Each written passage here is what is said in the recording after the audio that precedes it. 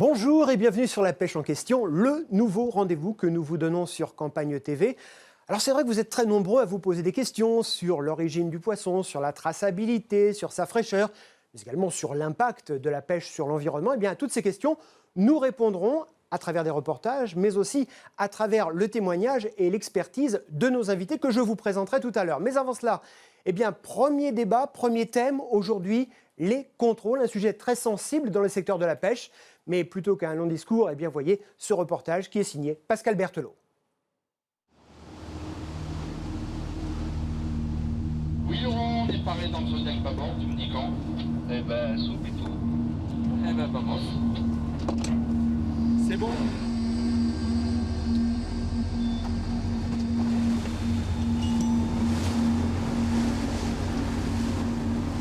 Chaque jour, sur les côtes françaises, des patrouilleurs prennent la mer à bord de petits Zodiacs. Leur mission, vérifier que les pêcheurs appliquent la réglementation européenne. Capturer des poissons ou des coquillages sur les eaux françaises exige un cahier des charges très sévère.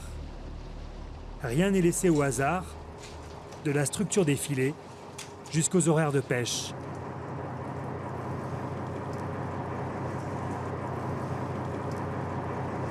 Là, on est en train de contrôler la grandeur des mailles, hein, puisque aujourd'hui, selon ce que le marin-pêcheur cible comme espèce, il doit avoir des mailles de taille différentes. La visite des installations du bateau, le type de poisson, le cahier de route. La vérification va se prolonger 45 minutes. Parfois, cela peut durer beaucoup plus longtemps, 4 ou 5 heures, quand les navires sont de grande taille. En France, le poisson est l'un des mets les plus appréciés. On en consomme 35 kg par habitant chaque année. Bar, dorades, merlus, sardines, mais aussi coquillages, crustacés, à des prix abordables pour certaines espèces. Tu veux un petit rouget? 6 €. Mais si aucun nuage ne vient ternir l'horizon dans ce secteur, c'est parce que divers contrôles sont effectués. Le secteur fait tout pour anticiper les problèmes d'une surconsommation à risque. Pas question de vivre un épisode de la vache folle, celui de la viande de cheval dans les steaks hachés de bœuf, ou bien encore cette histoire de fraude massive aux États-Unis. On vous vend de l'eau au prix du poisson, c'est-à-dire que vous avez un filet de poisson dans lequel on injecte de l'eau, et au lieu de faire 500 grammes, il en fait 700, 800. Évidemment, la marge est bien plus importante. La traçabilité du poisson est la première disposition contre toute tentative de malversation. Et la première étape, ce sont les contrôles effectués sur les pêcheurs, en pleine mer. Ouais, c'est celui-là, c'est celui-là. Les affaires maritimes sont sur le qui-vive. Depuis des salles dignes du Pentagone jusqu'aux navires de l'armée avec ses hommes aguerris. Vous avez la licence crustacée? En dehors des contrôles en mer, chez les poissonniers, le premier objectif, c'est de rassurer le client sur la qualité du produit. Ça, c'est de la pêche, c'est sauvage. C'est pêché au large de la Bretagne. La provenance, c'est l'argument numéro 1 des poissonniers. La pêche française est un peu comme une marque. Le drapeau bleu, blanc, rouge aujourd'hui est un peu comme un label. Quelle est cette longue traversée pour que le poisson arrive sur les étals? Les contrôles en France sont-ils fiables? Quelles sont les fraudes les plus courantes? De la mer jusqu'à l'assiette du consommateur, voici comment la pêche française est sous contrôle.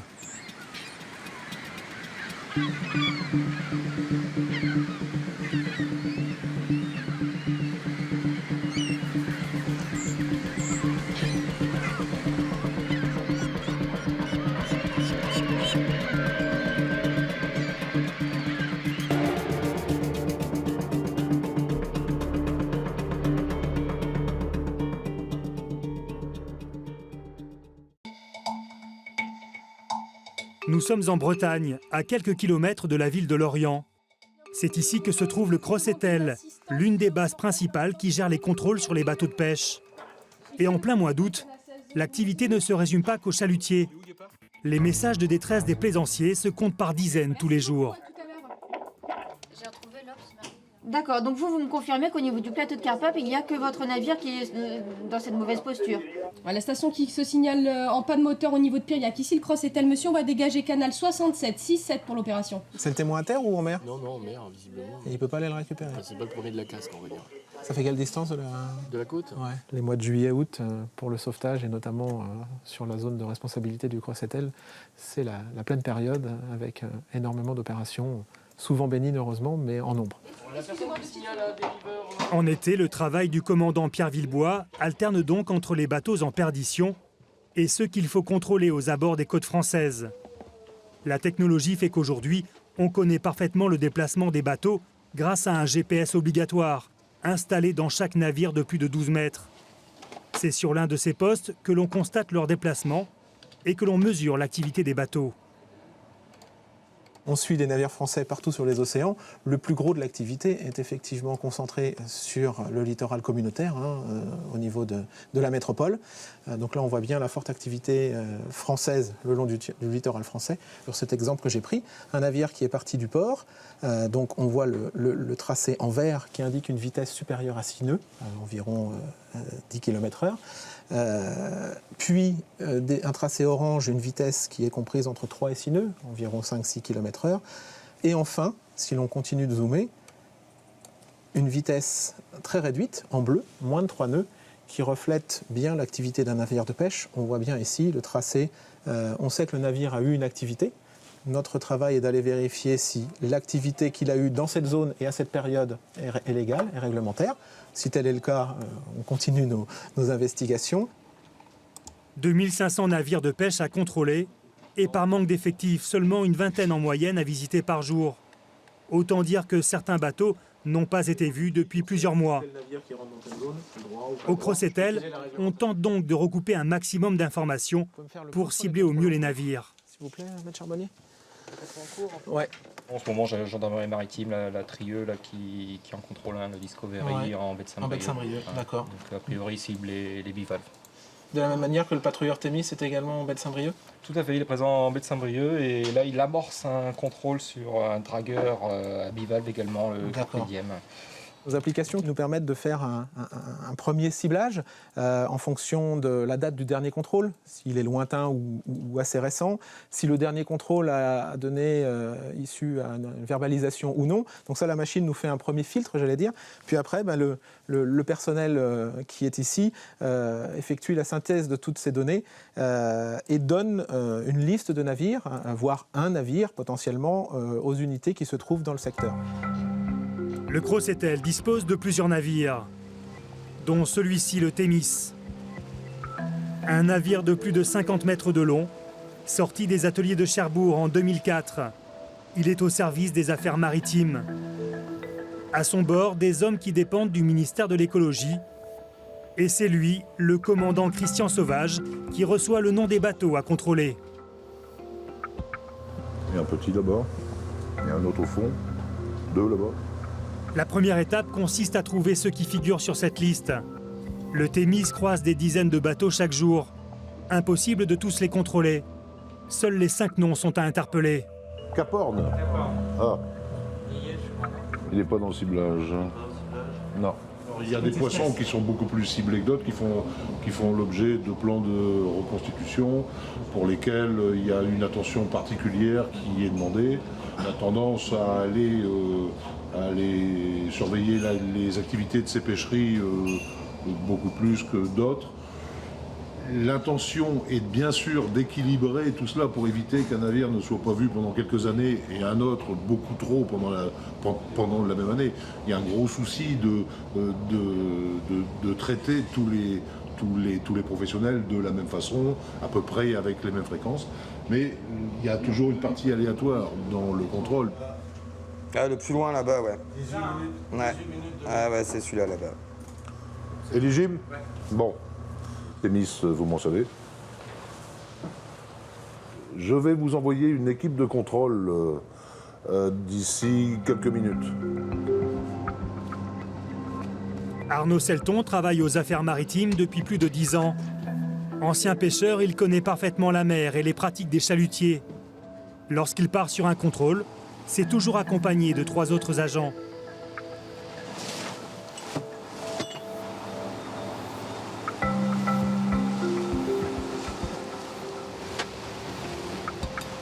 Le Thémis est capable de mettre à l'eau un Zodiac en quelques secondes et en toute sécurité.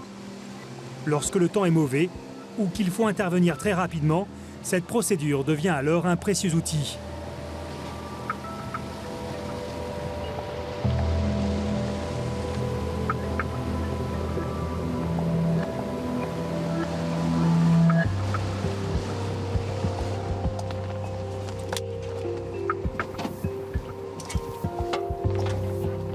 Arnaud Selton va vérifier l'envergure des mailles des filets. Autrefois, c'était à la force des bras. Aujourd'hui, l'électronique rend les données plus fiables. Les 125 newtons qui correspondent aux 5 kilos en force qu'on devait appliquer à la main autrefois avec la pige. Qu'est-ce que vous ciblez comme espèce? Voilà, c'est sur la sèche, c'est un peu de poisson. Ouais. Vous avez la licence crustacée? Non. Pour ce pêcheur de sèche, les affaires maritimes sur son bateau, c'est une grande première. Ça fait 1 an et demi qu'il est sorti le bateau de chantier. Et c'est la première fois. Oui.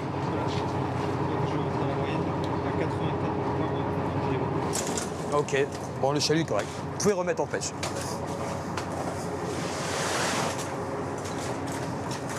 Là on a commencé par l'engin pour que le marin-pêcheur puisse remettre en pêche le plus rapidement possible. Il faut quand même essayer de moins gêner les professionnels. Les pêcheurs ont l'obligation de respecter des périodes de pêche très précises durant l'année. Pour les Saint-Jacques, il existe même des horaires pour en prélever. Pour chaque espèce, il y a des quotas en matière de quantité.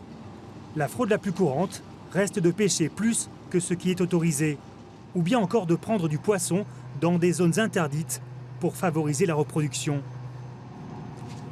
Arnaud Selton se rend en cabine à présent pour d'autres vérifications. On va regarder si toutes ces autorisations européennes de pêche sont valides pour l'année. Ensuite, on va regarder également le journal de bord, le journal de pêche communautaire. Le patron a une marge de 10% d'erreur entre ce qu'il déclare au journal de pêche et ce qu'on va constater physiquement en cale. Ce bateau respecte toutes les directives européennes, comme une très large majorité de navires dans les eaux françaises. La fraude en mer est plutôt rare.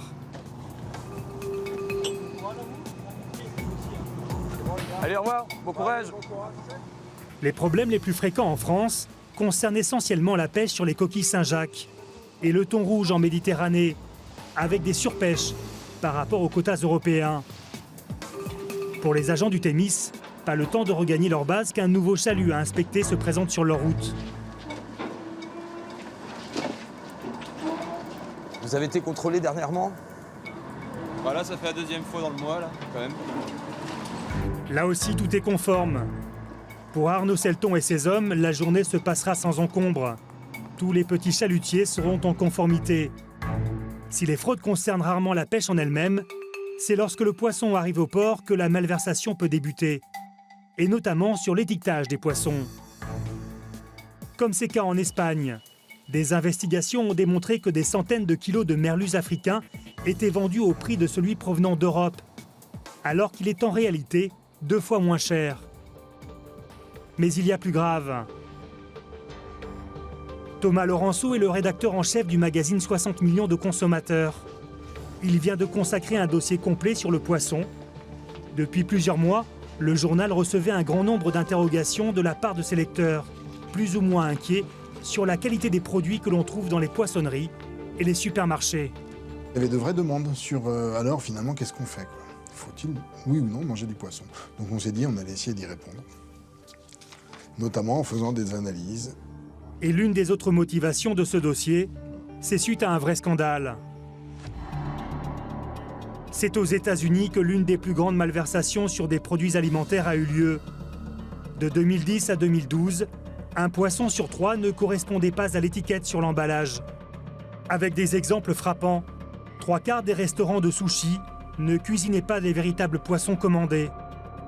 On estimait aussi que 90% des thons vendus avaient un marquage erroné, avec une provenance mensongère.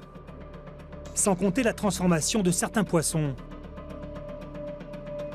On vous vend de l'eau au prix du poisson, c'est-à-dire que vous avez un filet de poisson dans lequel on injecte de l'eau, et au lieu de faire 500 grammes, il en fait 700, 800. Évidemment, la marge est bien plus importante. Et ça c'est sur certaines espèces, c'est très important, et sur certains poissons comme ça, produits de façon industrielle, on a vraiment des fraudes lourdes. Ça a été montré par les Américains il y a quelques mois. Les professionnels français s'en sont inquiétés au point qu'ils ont mené une enquête, l'enquête fraude filet, pour essayer de déterminer, de voir comment on pouvait déterminer la présence d'eau ou pas dans les filets. Les résultats de cette enquête ont été négatifs, mais la France va plus loin dans la transparence. À l'horizon 2015, de nouvelles informations vont apparaître sur les étiquettes. Les gens aussi ont besoin de savoir comment le poisson a été pêché, enfin demandent à savoir comment le poisson a été pêché. Ça va être plus précis justement. Pour le moment, c'est pas indiqué. Là, on va avoir le type de pêche qui va être mentionné obligatoirement sur les étiquettes. Ça, c'est intéressant. Ensuite, évidemment, il faut que les étiquettes soient justes et ne soient pas mensongères. Le premier étiquetage des poissons, c'est souvent la nuit qu'il se fait.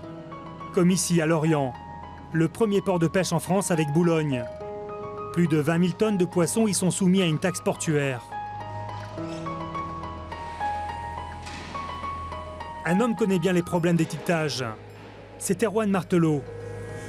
Ouais, juste pour savoir, la pièce d'espadon sur l'île Stéphane Marilou, on en fait quoi? On la met à la vente ou elle part en direct? Tous les matins, c'est la course. Il prépare la criée, le moment où on vend le poisson. Elle démarre à 4h30. Là, je vais finir de contrôler un bateau juste avant la vente, de manière à être sûr que les lots qu'on met en vente correspondent bien à la réalité, quoi. Bon, par exemple, ici, tu vois, j'ai retrouvé une erreur. Un lot qui était mal étiqueté. Donc si on n'avait pas vérifié, on aurait vendu un lot qui n'existe pas, quoi. Des choses qui arrivent.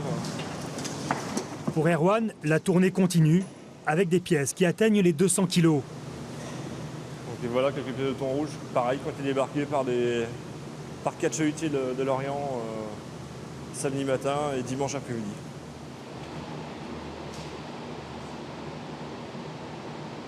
Je suis en train de l'enregistrer et il va être saisi informatiquement pour une vente d'ici 20 minutes.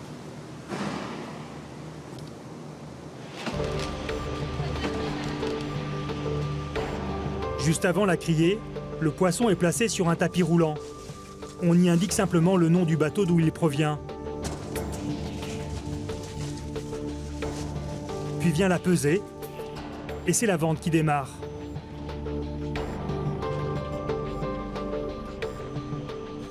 Restaurateurs, poissonniers, marailleurs, grossistes, chacun a sa télécommande. Le premier qui appuie dessus achète le lot. Tout le monde est concentré. Ça va très très vite. Ça va très très vite, on a une cadence à peu près 1000 lots à l'heure, donc c'est vrai qu'il ne faut pas rater, quoi. Une fois la vente terminée, les acheteurs se ruent sur leurs poissons et quittent les lieux au plus vite, avec un code-barre détaillé pour chaque lot. Donc on retrouve toutes les informations nécessaires. Le lieu de vente, donc à la Marée Lorient, date et heure, présentation, qualité, fraîcheur, nom du bateau, zone de pêche, numéro de lot, espèce, taille, poids net, poids brut. Et à l'issue de la vente, on retrouve toujours la même chose, mais avec en plus le nom de l'acheteur et le prix du lot. Avant, on retrouvait globalement juste le nom du bateau, le prix et l'acheteur, quoi. En exagérant, il y a à revenir à quelques décennies en arrière, quoi. Ça a bien changé. Ouais, ça a pas mal changé. Avant, tous les bons étaient faits à la main, aujourd'hui, tout est informatisé, quoi. Cette étiquette, le poisson ne va plus jamais la quitter, y compris lorsqu'il va encore changer d'acheteur. Nous sommes à Rungis, la plateforme incontournable des produits de la mer. Ici, en 2013, plus de 100 000 tonnes de poissons et crustacés ont été vendus. C'est un gigantesque marché où les poissonniers, les restaurateurs achètent et surtout négocient. Philippe Poulain est un grossiste. Il a commandé sur Internet des lots de poissons, en partie en provenance du port de Lorient. Pendant près de 2 heures, il va tenter de les vendre au meilleur prix. Une immense pack, ça t'intéresse ou quoi? Ouais, t'as combien dedans? Je te fais comme d'habitude, hein, je vais pas non plus... 7 heures 7,50. D'accord. Je te mets une petite boîte ou celle-ci? Ah, je suis content. Attends. T'as une 3 kilos ou une 4 kilos? Non, une 4. Une 4, hein. Ouais. Elle est jolie en plus. T'as pas de petite turbo? Si, j'en ai. Qu'est-ce que je peux te faire là-dedans? J'ai payé 13,50. Tu mets 15 balles. C'est joli, hein? Ouais. Regarde la qualité. Non, je donne mes bons à Estelle, Pascal, qu'elle puisse facturer. Là, je vends à mes clients. Et en même temps, je les débite pour que je puisse donner le bon à Estelle. Et puis, c'est là qu'elle enregistre et elle met la traçabilité du produit que j'ai vendu et pour donner la facture au client, pour s'il a un contrôle, qui reconnaisse la traçabilité d'où vient le poisson, quoi. Voilà. On retrouve là aussi le même marquage appliqué à la sortie des bateaux dans les ports. Si de nouvelles étiquettes peuvent voir le jour, c'est à une seule condition, l'extraction d'un poisson venant d'un lot. Celui-là, c'est un peu gros, mais par contre, regarde. Après les autres, ça a l'air 600. Il y en a qu'un qui est un petit peu fort. Après, c'est les 540, 600. Je te mets celle-ci? Ouais, tu mets ça. Tu t'arrangeras, si t'as des gourmands, tu t'arrangeras. C'est bon, mon petit père? Les modifications, c'est quand par exemple, on prend une caisse où il y a plusieurs poissons comme le bar. Celui qui veut une pièce, on est obligé, comment dirais-je, de peser la pièce de bar. Et là, on est obligé de refaire une étiquette avec une traçabilité. Donc c'est un autre nom et c'est le même numéro si vous voulez d'agrément, le même poisson. Mais ce n'est plus du tout la même étiquette, quoi. Donc c'est pour garder l'origine et la traçabilité. La traçabilité, accessible hier pour les professionnels et aujourd'hui pour tout le monde, particuliers compris. Savoir d'où vient le poisson, comment il a été pêché, s'il est d'élevage ou sauvage. À l'inverse du secteur de la viande, les clients sont à l'affût du moindre renseignement. Comme ici, dans cette poissonnerie d'un grand supermarché. Comme ça Vous voulez quoi? Comme ça, un tiers? C'est parfait, un tiers, ça sera parfait. Ça, c'est de la pêche, c'est sauvage. Ça, ça a été pêché. Ça, c'est pêché. Ça n'a pas été élevé, Du tout. Ok. Cette dorade-là, c'est qu'elle est bio, comme Oui. c'est indiqué. Oui. Et du fait, on ne peut pas la travailler. C'est vrai? Parce que comme les outils servent pour tous les poissons, en général, on ne peut pas mélanger bio et non bio. Et les clients sont de plus en plus connaisseurs, hein. De moins en moins ignorants, on va dire. Ça arrive quand même toujours assez souvent qu'ils nous posent certaines questions. On est là pour ça, hein, pour les renseigner. Mais de plus en plus souvent, ils savent déjà plus ou moins à quoi ils ont affaire. Ce vendeur avec ses collègues écoule près de 2 tonnes de poissons chaque jour. C'est l'une des plus grandes poissonneries d'Europe. Et ce qui fonctionne le mieux, ce sont les produits pêchés par des bateaux français. Pour Kamel Aïchouch, le responsable des produits de la mer, le poisson français est même devenu un argument marketing. Aujourd'hui, on s'est rendu compte que la pêche française est un peu comme une marque. Le drapeau bleu, blanc, rouge aujourd'hui est un peu comme un label. Et savoir de dire que le poisson est pêché en France ou est pêché chez nous, en tout cas sur nos côtes, c'est très rassurant pour eux. Et pour que les consommateurs aient davantage confiance, le supermarché a installé des panneaux avec les étiquettes originelles des poissons, celles qui ont été conçues lors de leur arrivée au port. Elles sont affichées à la vue des clients. Il y a une certaine crainte aujourd'hui quand le client veut faire ses courses. Ces étiquettes sanitaires-là, c'est un document. Voilà, c'est obligatoire. On doit nous aussi avoir des archives de ces étiquettes sanitaires-là. C'est 2 mois pour les coquillages et crustacés. C'est 1 semaine pour tout ce qui est poisson, découpe et céphalopodes. Et nous, on a un devoir d'archivage de ces étiquettes sanitaires-là pour savoir si jamais il y a un souci. Il y a un numéro de lot qui existe et on pourra remonter la chaîne pour tout simplement cerner la problématique de savoir d'où ça vient. Ces étiquettes sur les lieux de vente, elles font aussi l'objet d'un contrôle. Mais par manque d'effectifs, c'est rarement l'État qui vient constater s'il y a un problème sur la provenance du poisson. Cette surveillance, elle est réalisée autrement. Ce sont des organismes privés qui Ce sont des organismes privés, absolument. Oui, ce sont des organismes privés. Alors, s'ils sont je crois qu'ils sont subventionnés, il y a une partie qui est subventionnée par l'État. Et nous aussi, on paye aussi ces entreprises-là pour dire, venez voir un peu nos rayons. Cette poissonnerie se contrôle donc elle-même. Mais du fait du chiffre d'affaires, plus de 40 000 € par jour, celle-ci est extrêmement rigoureuse sur ce qu'elle vend. Mais qu'en est-il des autres marchands de poissons ? Là, on est vraiment dans la problématique globale des contrôles alimentaires. On sait bien que depuis quelques années, on manque de moyens pour les contrôles, les effectifs ont diminué, et donc on se reporte sur les fabricants pour pratiquer l'autocontrôle. Tant que le fabricant est honnête, et le fabricant est en général honnête, ça se passe bien. Ça se passe bien, même si on peut avoir des erreurs. Maintenant, c'est quand même une porte ouverte aux malversations. C'est-à-dire qu'il peut, s'il y a un fabricant malhonnête, il va beaucoup plus facilement pouvoir passer entre les mailles du filet, c'est le cas de le dire. Mais ça, les agents de la répression des fraudes, ils font ce qu'ils peuvent, mais ils sont pas assez nombreux. Ils sont juste pas assez nombreux. Si les contrôles menés par l'État sont peu fréquents, les résultats n'en sont pas moins excellents.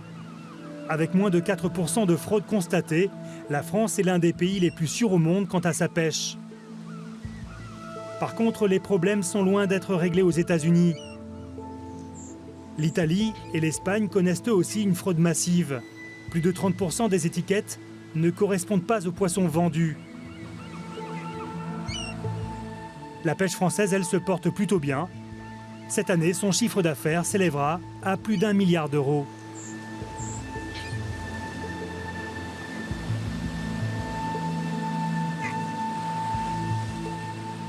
Retour sur le plateau de la pêche en question avec nos invités. José Jounot, bonjour, vous êtes vice-président du Comité national des pêches et donc vous-même pêcheur au Sable d'Olonne.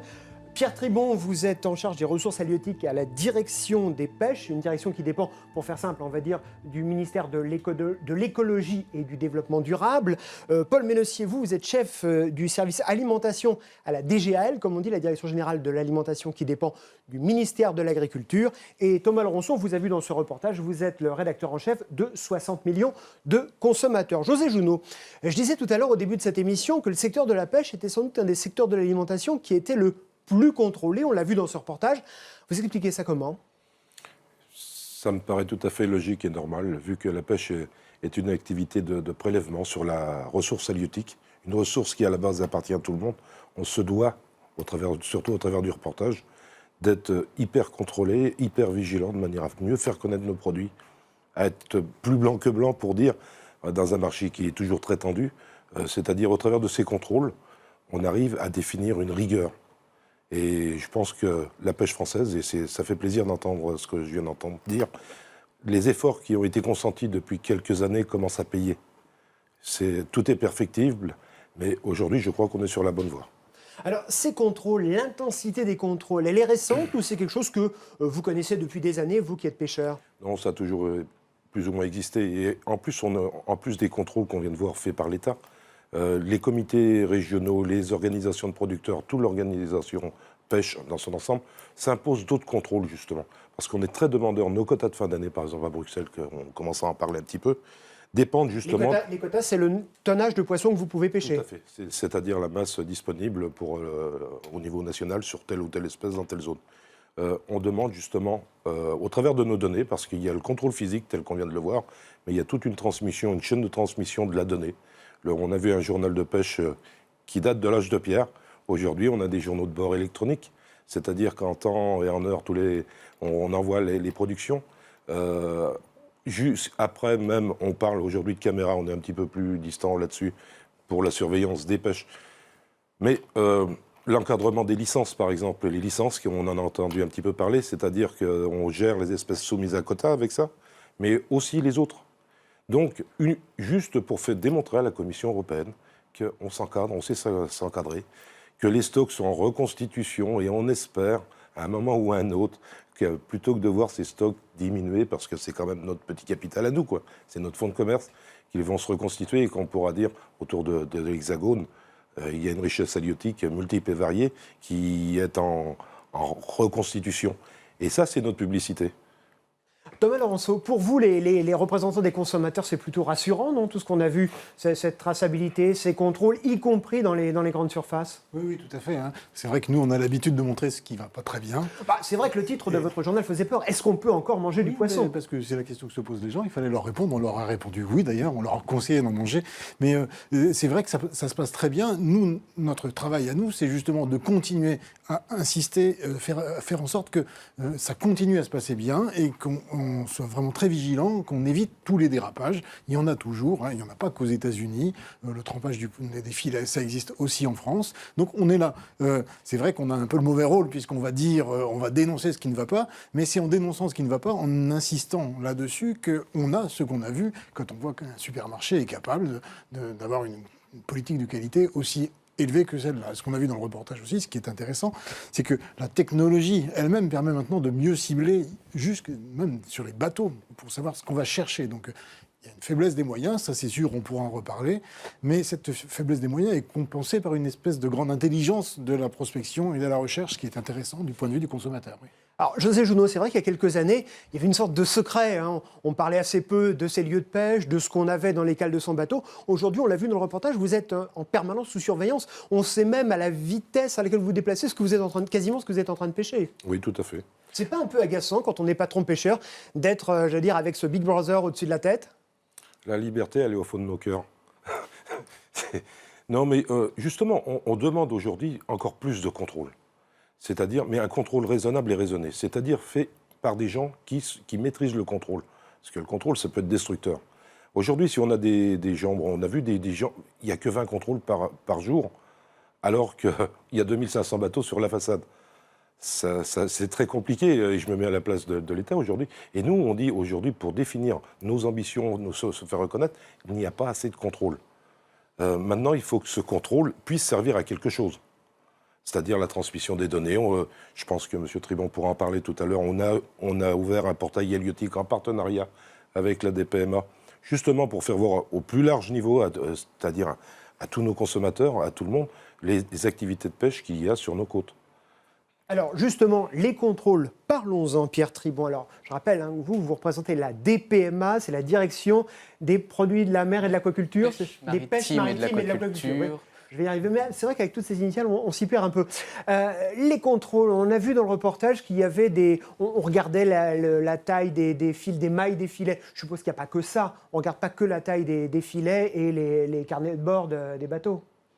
Non, on ne regarde pas cela, même si c'est un élément extrêmement important, puisque la finalité du contrôle est d'une part de s'assurer du respect des mesures de gestion.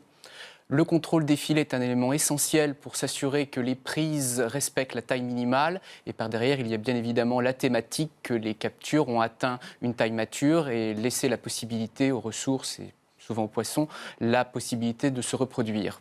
Alors on l'a vu, les enquêteurs, les inspecteurs que l'on a suivis sur ce Zodiac nous disent, et ils ne sont pas étendus sur le détail, on cible les bateaux, on regarde ceux qui n'ont pas été contrôlés. Quel type de ciblage? Vous avez des informations? Comment ça se passe? Comment on décide d'aller contrôler tel ou tel bateau en mer? Là, c'est fait l'objet d'un ciblage, effectivement, dans le cadre d'un contrôle croisé qui devient à peu près la norme, comme rappelé par José Junot, du fait du nombre quotidien de contrôle par rapport au nombre de navires en activité. Donc cela repose sur des moyens informatiques qui sont d'ores et déjà développés et qui tendent à se complexifier, notamment le recoupage possible des journaux de bord électroniques, avec également donc, la position des navires déterminée par ce qu'on appelle le VMS ou le GPS, qui permet effectivement de comparer à un temps donné si tel navire est présent dans une zone où la pêche est autorisée ou elle ne l'est pas. Et bien évidemment, une inspection sera diligentée dès l'instant où le navire ne serait pas dans une zone où il devrait être présent. Et par ailleurs, il y a également un recoupement assez intéressant qui est les données de vente qui sont recoupées avec les données déclaratives qui figurent sur les journaux de bord. Et évidemment, une discordance de plusieurs dizaines de pourcents mettent la puce à l'oreille, et notamment le rôle central du Centre national de surveillance des pêches, où l'on a vu des images qui permettent, en tant que maîtrise des moyens opérationnels, de diligenter un contrôle à bord, une inspection. Alors, dans le reportage, on a vu que tout se passait bien, mais je suppose que ça n'est pas toujours le cas. Par exemple, est-ce qu'il y a eu des cas de fraude avérée que vous avez détectés via les équipes des affaires maritimes? C'est fréquent. Non, pas fréquent. C'est souvent le cas pour des navires d'autres États membres qui, tout à fait licitement, sont susceptibles d'opérer dans les eaux sous juridiction française. Donc, en rappelant également qu'on a vraiment le souhait d'avoir une pression de contrôle raisonnable, de cibler sur les activités les plus à risque et essayer d'identifier quel marin-pêcheur aurait effectivement enfreint certaines règles. Donc l'exemple le plus flagrant a été, et cela a porté ses fruits, notamment pour toutes les mesures d'encadrement de la pêche du thon rouge, qui reposent sur des moyens nautiques, des moyens aériens, des moyens au niveau du transfert des navires de capture vers les navires, remorqueurs vers les cages, qui ont amené à un respect presque au gramme près, y compris pour du thon rouge, du quota alloué. Et l'on constate depuis déjà 2-3 ans une reconstitution du stock qui semblerait se confirmer. Et là, il y a encore quelques réunions actuellement à ce sujet. Alors, Paul Mencier, vous intervenez au moment où le poisson est débarqué. C'est au moment où il arrive à la criée ou dans la grande surface, comme on l'a vu tout à l'heure. Est-ce qu'on arrive à suivre et est-ce que ce n'est pas compliqué, finalement, votre métier? Parce que, par définition, le poisson est un produit frais, un produit fragile, et donc on n'a pas le temps forcément de tout regarder et de pouvoir être aussi précis qu'on veut bien l'être. Oui, alors tout à fait. Nous intervenons, la Direction générale de l'alimentation, que je représente avec ses 4700 agents, intervient tout au long de la chaîne alimentaire sur toutes les filières. Donc le secteur de la pêche est un des secteurs dans lequel nous intervenons. Globalement, nous faisons quand même 90 000 inspections dans les établissements de la chaîne alimentaire et nous faisons 60 000 prélèvements de surveillance des produits. Donc établissements et produits sont les deux niveaux de contrôle que nous sommes à même de conduire. Donc pour le secteur de la pêche, il y a dans les établissements agréés, il y a à peu près 6 500 établissements quand on compte à la fois la pêche et aussi tout le secteur conchilicole, qui pour nous est un secteur également important. Et en effet, ce sont des produits fragiles qui nécessitent un savoir-faire que les professionnels tout au long de la chaîne doivent mettre en œuvre. Et nous contrôlons que les responsabilités des professionnels à tous les maillons de la chaîne sont bien mises en œuvre et que les produits sont sûrs jusqu'à l'assiette du consommateur. Et est-ce que vous ciblez les contrôles? Est-ce qu'il y a des choses que vous cherchez particulièrement quand vous faites ces contrôles? Alors, effectivement, nous donnons des orientations nationales à nos services pour que, sur la base d'une analyse de risque, nous soyons présents sur les points les plus sensibles qui nécessitent d'être contrôlés. Donc, dans les établissements, c'est de manière classique à la fois de vérifier les bonnes pratiques d'hygiène, de vérifier que le système d'autocontrôle qui doit être mis en place, alors ce n'est pas un pis-aller, c'est par manque de moyens de l'État, c'est au contraire le fondement de la réglementation sanitaire européenne qui rend le professionnel responsable, le premier responsable de la sécurité des produits. Donc nous assurons que la stratégie d'autocontrôle mise en place par les entreprises permet d'assurer la sécurité du produit. Et également dans les prélèvements que nous effectuons, les plans de surveillance et les plans de contrôle qui sont mis en œuvre, nous ciblons dans les plans de contrôle les points sur lesquels nous avons besoin de vérifier que les produits mis sur le marché sont sûrs. Et sur les produits... Par exemple, les Saint-Jacques, ça fait partie des choses que vous ciblez particulièrement parce que ça a été à l'origine de polémiques, notamment aux États-Unis? Alors, là, vous faites allusion à cette problématique de fraude liée à l'espèce, à l'identification de l'espèce. Donc, nous sommes en charge de la sécurité sanitaire. Donc, est-ce qu'il y a un danger pour le consommateur? Il y a d'autres types de contrôles qui viennent à assurer la loyauté des transactions et vérifier qu'il n'y a pas de tromperie et de falsification. Donc là, ce ne sont pas les contrôles que le ministère de l'Agriculture a en charge, mais nos collègues de la DGCCRF. La répression des fraudes, donc il est sous le couvert de Bercy, du ministère de l'Économie et des Finances. Thomas Laurenceau, des contrôles, ok. Paul Ménessier le disait tout à l'heure, il y a 4700 agents à la Direction générale de l'alimentation, vous voyez, lapsus révélateur. Est-ce qu'ils ont vraiment les moyens de leurs ambitions, selon vous? En tout cas, pour ce que je connais le mieux, qui est les contrôles dont vous parliez, ceux de la direction des fraudes, on voit bien que l'année dernière, en 2013, quand on a dit on va mettre le paquet, excusez-moi l'expression, sur les contrôles suite à l'affaire des lasagnes au cheval, viande et poisson confondus, la DGCCRF a fait 750 analyses et a abouti à 35 procès-verbaux. Donc il y a des limites, c'est évident, et les agents eux-mêmes s'en plaignent. Donc de ce côté-là, oui, il faut augmenter les moyens de contrôle, il n'y en a pas assez. Maintenant, c'est vrai qu'il y a des tas de choses qui se développent et les choses se sont vraiment assainies. Il faut faire la distinction entre l'erreur est la vraie tromperie, notamment sur les espèces. Un poissonnier n'est pas forcément calé en orthographe et ne sait pas forcément qu'il y a une différence entre la dorade DO et la dorade DAU. Donc ça peut être aussi des petites choses comme ça. En revanche, ce qu'on ne voit pas, ce qui n'est pas traité dans le reportage, puisque là on parle des poissons à l'étal, c'est ensuite toute la filière industrielle, où là, moi j'ai quand même de plus sérieux doutes sur la totale traçabilité de ce qu'il y a dans les plats préparés. C'est-à-dire ? Eh bien, c'est plus difficile à vérifier a posteriori. Paul Messier, vous avez des problèmes, vous, plutôt avec l'industrie, plutôt qu'avec les détaillants, avec les poissonniers, les grandes surfaces ? Alors, en tout cas, pour ce qui concerne le champ de compétences de notre ministère, donc sur la sécurité sanitaire des aliments, nos moyens de contrôle sont au contraire plus ciblés sur l'industrie. Donc, nous faisons donc sur l'ensemble de la chaîne alimentaire, donc dans l'industrie agroalimentaire, les établissements qui sont agréés, donc qui doivent avoir une autorisation administrative pour exercer leur activité.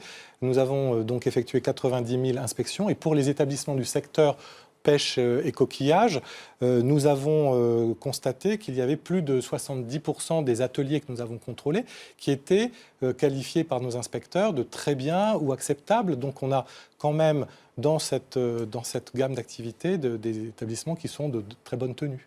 Alors on le voit, une marge d'erreur dans la distribution. Monsieur Tribon, est-ce qu'il y a aussi une marge d'erreur quand on est sur un bateau et qu'on vient comme ça, qu'on saute du Zodiac, qu'on arrive sur le pont du chalutier pour faire un contrôle ?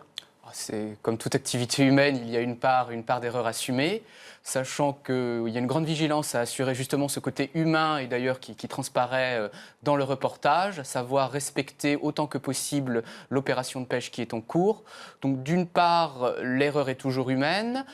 Il y a également des marges de tolérance qui, avant de considérer, de qualifier une éventuelle infraction, sont mises en place. Et donc, ce ne sont que des déviances avérées qui font l'objet éventuellement d'un rappel à la loi ou d'un procès verbal, sachant bien évidemment que nous sommes dans un état de droit et que les sanctions pénales et administratives suivent une procédure particulière, le contradictoire et toujours la possibilité de contester une inspection par le biais d'un avocat. Et qu'est-ce qui se passe dans ces cas-là ? Par exemple, un navire peut être bloqué au port ?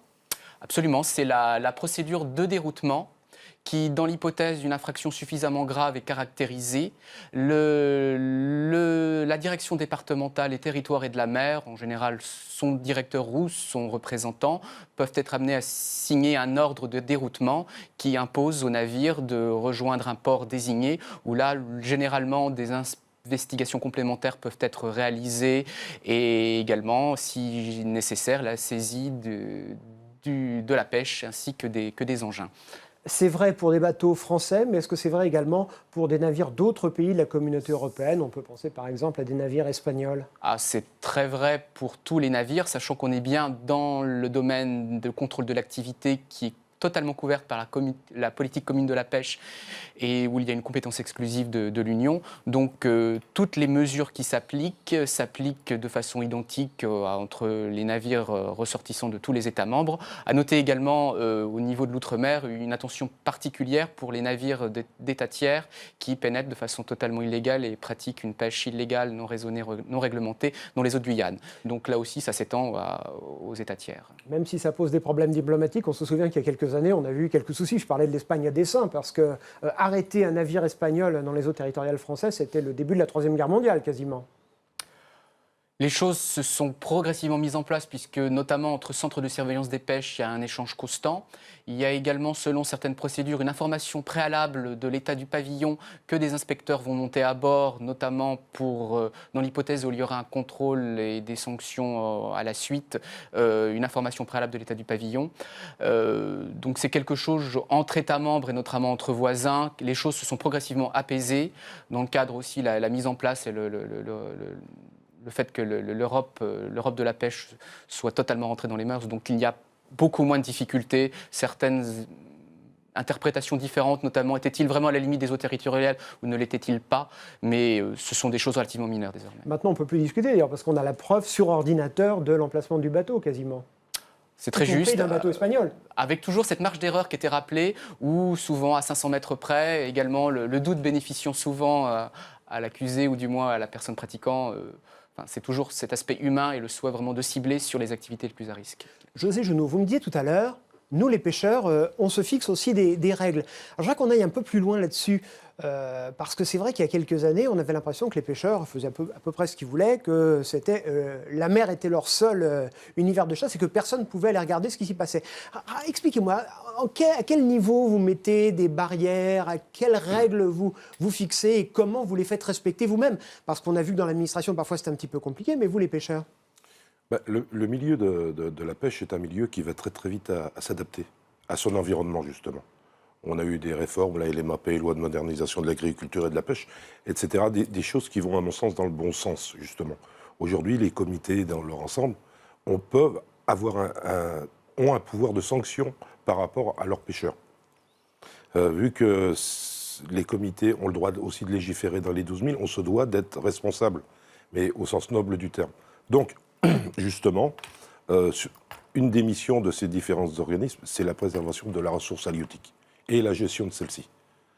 Ça ne sert à rien d'accuser Bruxelles, ça ne sert à rien d'accuser l'État, parce que l'État, on les accuse un petit peu souvent à tort, mais ils font ce qu'ils peuvent, ils n'ont pas forcément les moyens. Donc on essaye de se donner les moyens, nous, d'encadrer nos pêcheurs. Bon, et on se tire un petit peu la bourre les uns les autres. Quelque part, c'est une manière aussi de se faire reconnaître lorsqu'on encadre bien une pratique. Donc, automatiquement, on vit très largement du tourisme. Une pratique, on parle toujours de la Bretagne, mais il n'y a pas qu'en Bretagne qui se pêche du poisson, je tiens à le souligner. Au Sable-d'Olonne aussi, voilà, on va le dire. Oui, en Aquitaine, en Méditerranée, en Manche aussi, à Boulogne. Et en Corse, on va pas et oublier en Corse, bien sûr. Et on a tout intérêt aujourd'hui à faire preuve justement, d'encadrement raisonnable et raisonné. Alors vous dites on fait des contrôles dans la bande des 12 000, c'est-à-dire quoi? C'est qu'il y a un shérif pêcheur qui contrôle et qui a le droit de vie ou de mort, tels les shérifs des westerns? On a une délégation de compétences dans les 12 000. Et ça, les 12 000, ça fait à peu près, en kilomètres, ça fait combien des côtes? 22-23 kilomètres à peu près, quoi. Donc c'est la bande côtière, c'est vraiment c'est la bande où il y a le plus de soucis, justement. Le partage de l'espace, c'est pas un mot. Donc on a intérêt de s'encadrer très...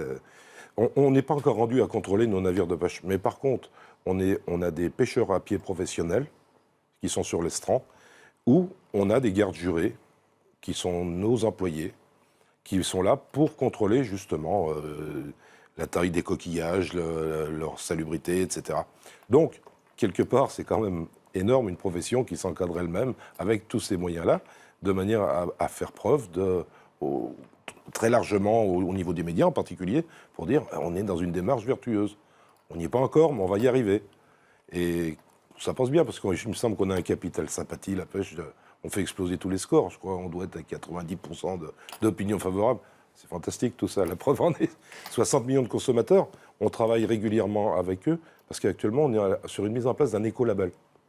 Et là, tout le monde est présent autour de la table. Et ça ne peut se faire qu'en réunissant toutes les parties. Et la base même, c'est justement de la pêche, la production. Je ne pense pas que tout le monde laisserait faire si on faisait n'importe quoi.